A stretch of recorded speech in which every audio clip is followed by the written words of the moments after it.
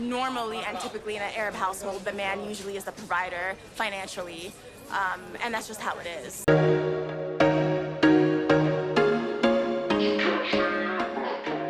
Hello guys, and welcome back to my channel. So guys, I bring you this clip from Match Me Abroad.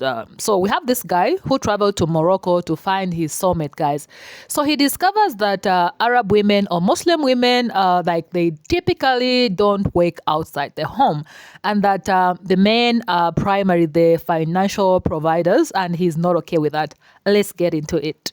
Normally and typically in an Arab household, the man usually is the provider financially, and that's just how it is.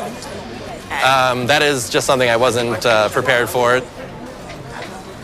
Most Arab women expect that. Just like most American people expect the woman to contribute half. Or not half, just contribute. But you're not dealing with an American woman. No, but she'd have to deal with some of my things though too.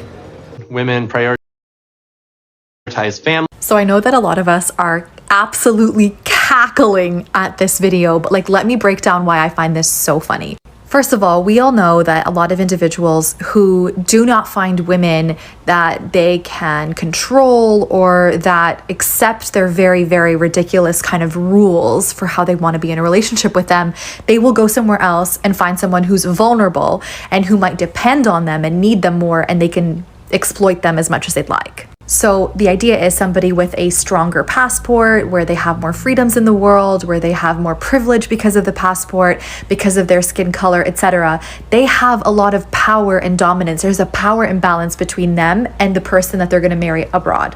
But you mean to tell me that they expect somebody to fulfill the gender norm that they have in their head, right? To be the housewife, to be the caregiver, but they will refuse to fulfill their own gender norm that they created for themselves in order to be with that kind of woman.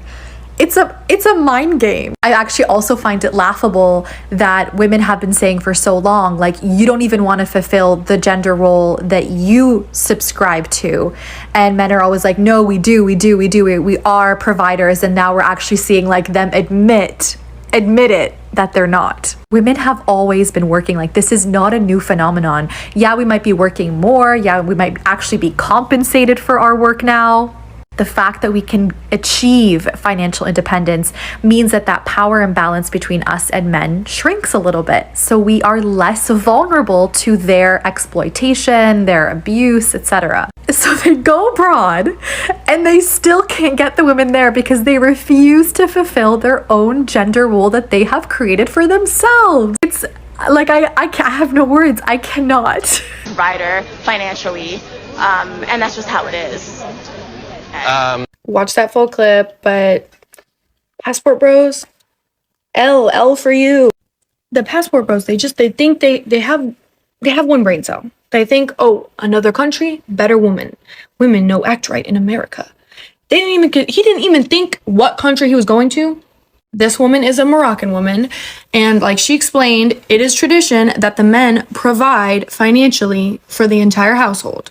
What I want the Passport Bros to realize is that it doesn't matter what country you go to, unless you're finding a woman that's too young to know any better or someone that you're taking advantage of in a tough situation, you're not going to get your little dream wife. Women in all countries are just fed up with y'all's bullshit. And we've just decided that, yeah, we're not going to take that anymore. Doesn't matter what country you go to, you're an asshole in every single fucking country. I was not anticipating that it would mean I have to be the sole provider for a household.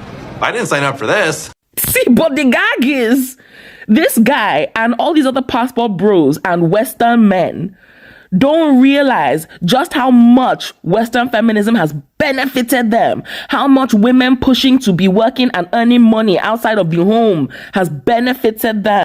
Because see, right, the guy is basically trying to get somebody to bankroll his man of the house cosplay, because that's what it is, cosplay.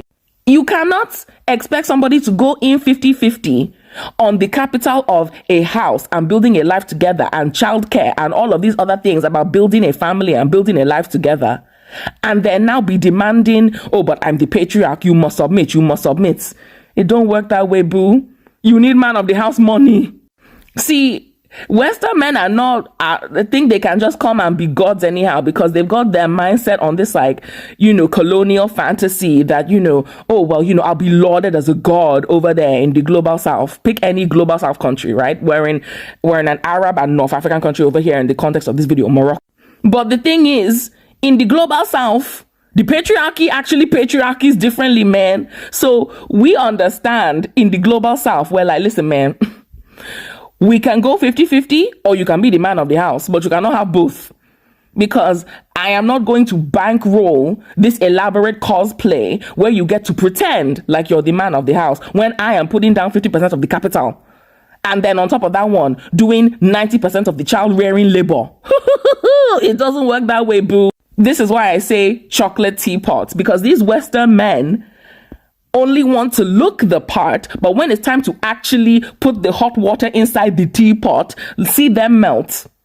See them melt. The idea of actually having to do what a patriarch do is boggling their minds.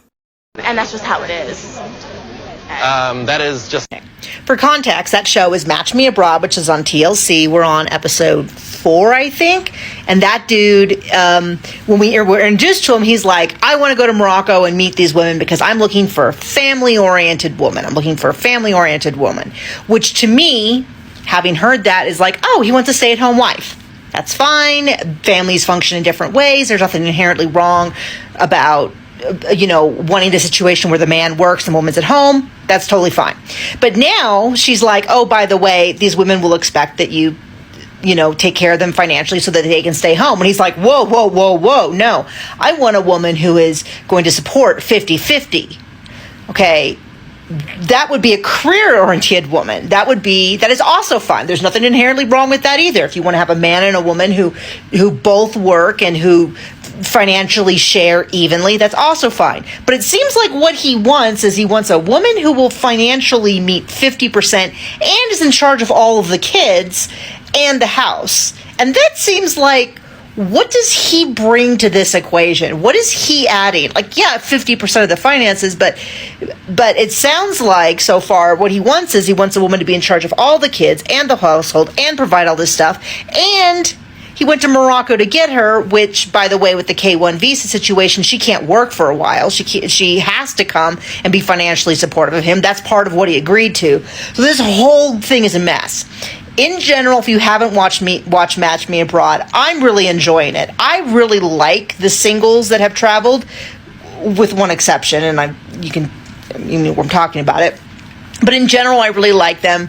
The matchmakers are a little questionable, but I like the singles actually quite a bit. I think it's a good show. You should go watch it. But this dude is not. It's like, no, like there's problems right from the jump with this dude. I didn't sign up for this. Do you know why Muslim women cannot marry non-Muslim men? I was always taught that it was because of the kids, that they have to be raised Muslim because of the man, and that is true. But also one of the main reason why it's not allowed is because of this guy right here. Non-Muslim men are not under obligation to fulfill a Muslim woman's rights the way that a Muslim man has to. I know 100% there are many Muslim men falling short of this, but under Islamic law, the courts can force the Muslim man to pay a Muslim woman's rights. They cannot make a non-Muslim man do that. Allah made our religion so perfect, alhamdulillah. But also, I know TLC likes to exploit non-Western cultures. Why did you bring this man to Morocco? I can't believe I'm gonna say this, but go back to your country. Okay, so here's why what he said does not sit well with me, guys. First of all, he's an American guy going to a different country, a different culture, okay? To a culture that has been around for thousands of years, and he's trying to change that. Or trying to meet a woman and not respect her culture. So guys, the guys who wants to marry a Moroccan woman, let me just give you these 2 tips, very important. Number 1, be ready to be a provider for the entire family, like literally taking care of all the bills. Tip number 2, even if a woman is working, there's no obligation for her to spend her money at home unless she wants to.